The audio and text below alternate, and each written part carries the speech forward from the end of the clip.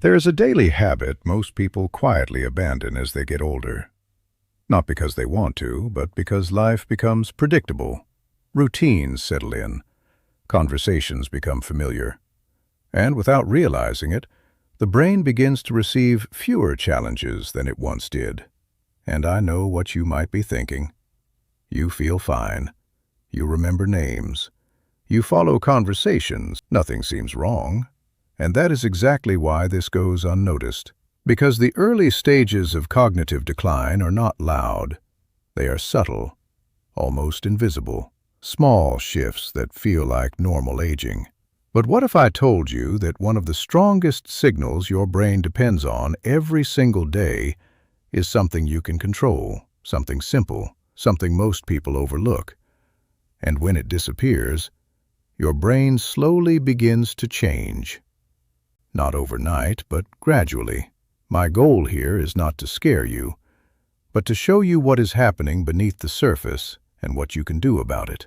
Because once you understand this, you will start to see your daily routine very differently. Now think about this for a moment. When was the last time you did something that truly challenged your mind?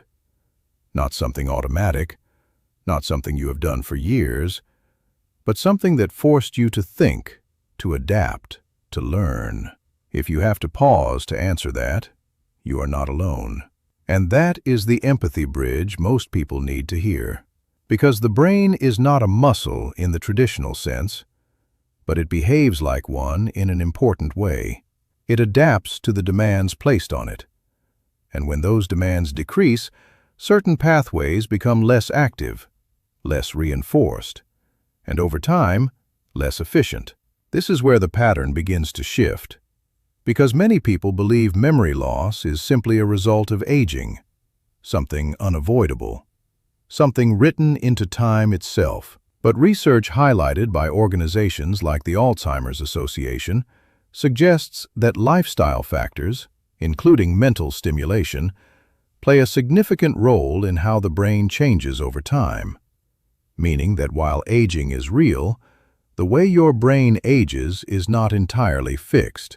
Now let me show you what this looks like in real life. I once observed a man named Harold, 73 years old, retired, organized, disciplined. His days were structured. Wake up, breakfast, watch the same news program, take a short walk, lunch, television, dinner, sleep.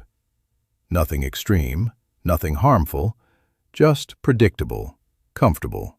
And for a long time, everything seemed fine, till small things began to change. He would forget where he placed his keys, struggle to recall a name he had known for years, lose track of conversations more often than before. And here is the missed signal moment. He laughed it off, said, "That's just age," and moved on. And that is where the tension begins. Not because the symptoms were severe, but because they were dismissed, ignored, normalized. Over time, those small moments became more frequent, not dramatic, but consistent. And this is how cognitive decline often progresses, quietly, gradually, without a clear starting point. Now here is where everything starts to make sense. Your brain relies on constant stimulation to maintain and strengthen its neural connections, a concept known as neuroplasticity. And when you engage in activities that require focus, problem-solving, or learning, your brain responds by reinforcing existing pathways and even forming new ones. But when your routine becomes repetitive and predictable, those opportunities decrease, and certain areas of the brain receive less activation than they need. And over time, that lack of stimulation can contribute to reduced cognitive resilience. This is not about one day or one week. It is about patterns repeated over months and years. And this is supported by findings referenced by the National Institute on Aging, which highlight the importance of staying mentally active as part of healthy aging. Now here is the core of everything we are talking about. The one daily habit your brain needs is intentional mental engagement. Not passive activity, not background noise, but something that requires your attention, your effort, your adaptation. And this is where many people get confused, because they believe watching television or listening to the radio is enough. But passive consumption does not challenge the brain in the same way active engagement does.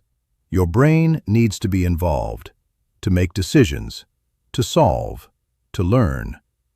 And this can take many forms.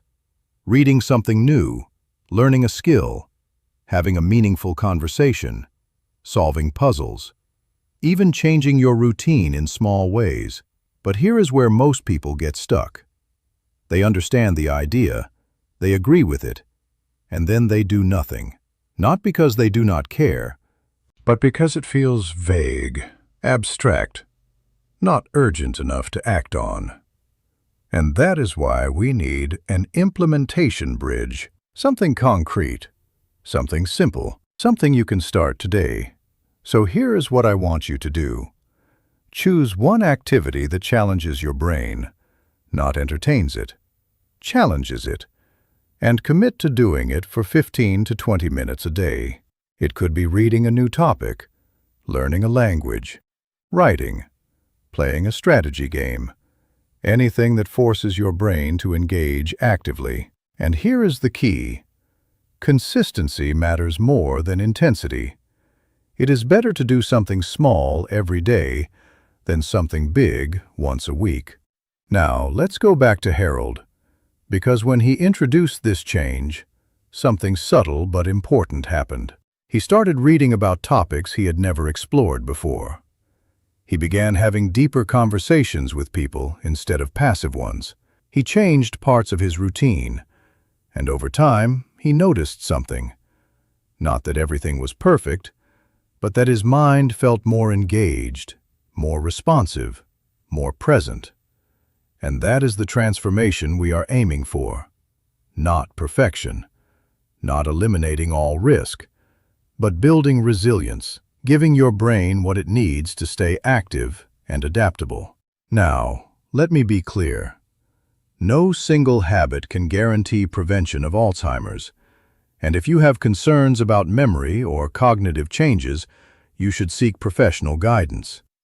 But what we do know, supported by organizations like the World Health Organization, is that maintaining an active mind is part of a broader approach to reducing risk and supporting brain health.